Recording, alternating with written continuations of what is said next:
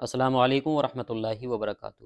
ناظرین، آج کل سوشل میڈیا پر یہ بات بہت زور و شور سے پھیلائی جا رہی ہے کہ قرآن مجید کو سمجھ کر کے پڑھنا چاہیے اور اس میں غور و فکر کرنا چاہیے۔ یہاں تک تو بات ٹھیک ہے اور یہ پیغام لوگوں کو دینا بھی چاہیے، لیکن اس سے آگے بڑھ کر اس کے ساتھ یہ بھی کہا جا رہا ہے کہ قرآن مجید کو بنا سمجھے پڑھنا، اس کی قراءت کرنا، اس کی تلاوت کرنا، اس کا سرے سے کوئی فائدہ ہی نہیں ہے۔ ذرا یہ ویڈیو دیکھیے۔ پہلا سوال جو موصول ہوا ہے وہ یہ ہے کہ قرآن ترجمے کے بغیر پڑھنے کا کیا فائدہ ہے؟ کوئی فائدہ نہیں؟ یقیناً کوئی فائدہ نہیں۔ اس کی وجہ یہ ہے کہ قرآن مجید اللہ تعالیٰ کی کتاب ہے اور اس لیے نازل کی گئی ہے کہ لوگ اس کی آیتوں پر غور کریں اور اس سے نصیحت حاصل کریں۔ یہ میں نہیں کہہ رہا، یہ خود قرآن مجید نے اپنے الفاظ میں بیان کر دیا ہے۔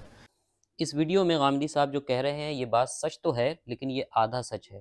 یہ بات حقیقت ہے کہ قرآن مجید کے نزول کا جو مقصد ہے وہ یہی ہے کہ قرآن کو سمجھا جائے، اس کو سمجھ کر کے پڑھا جائے، اور وہ ایک کتاب ہدایت ہے، اس کو اپنی زندگی میں عمل میں لایا جائے اور اس کو اپنایا جائے۔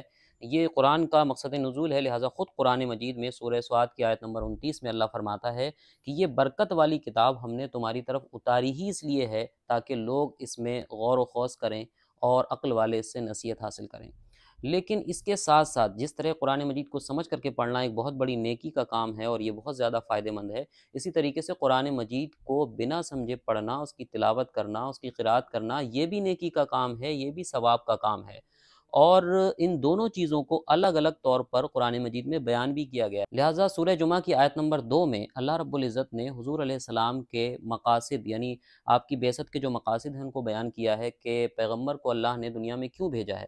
وہاں پر اللہ نے یہ دونوں چیزیں الگ الگ مقصد کے طور پر بیان کی ہیں۔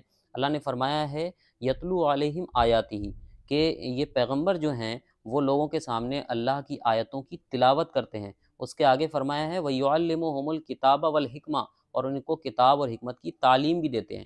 یعنی ان دونوں چیزوں کو الگ الگ بیان کیا ہے۔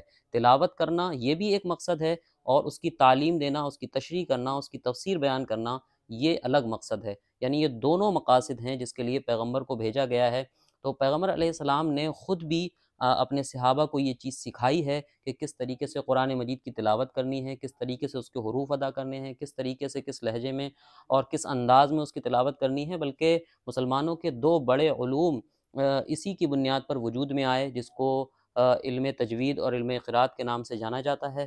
تو یہ کہہ دینا اور سرے سے اس کو نگیٹ کر دینا کہ قرآن کی تلاوت اور قرآن کی قراءت کا کوئی فائدہ ہی نہیں ہے اور یہ کوئی نیکی کا کام ہی نہیں ہے، یہ ہرگز انصاف نہیں ہے اور یہ ادھورا سچ ہے۔ بلکہ متعدد احادیث میں قرآن مجید کی قراءت اور اس کی تلاوت کرنے کے بے شمار فضائل بھی بیان کیے گئے ہیں۔ لہٰذا ترمذی کی روایت ہے، حدیث نمبر ہے 2910، حضرت عبداللہ ابن مسعود روایت کرتے ہیں کہ رسول اللہ صلی اللہ علیہ وسلم نے فرمایا کہ جو قرآن کا ایک حرف پڑھتا ہے اسے ایک نیکی ملتی ہے، اور یہ ایک نیکی 10 نیکیوں کے برابر ہوتی ہے۔ اسی طریقے سے ہم یہ غور کریں کہ اگر یہ چھوٹے چھوٹے بچے قرآن مجید کو بنا سمجھے اگر رٹ نہیں رہے ہوتے اور اس کو انہوں نے یاد نہیں کیا ہوتا، اپنے سینوں میں محفوظ نہیں کیا ہوتا، تو قرآن مجید کی حفاظت کس طریقے سے ہو سکتی تھی؟ یعنی نظم قرآن کی حفاظت کا بہت بڑا ذریعہ یہ ہے کہ دنیا بھر میں حفاظ موجود ہیں، انہوں نے قرآن مجید کو اپنے سینے میں محفوظ کیا ہوا ہے۔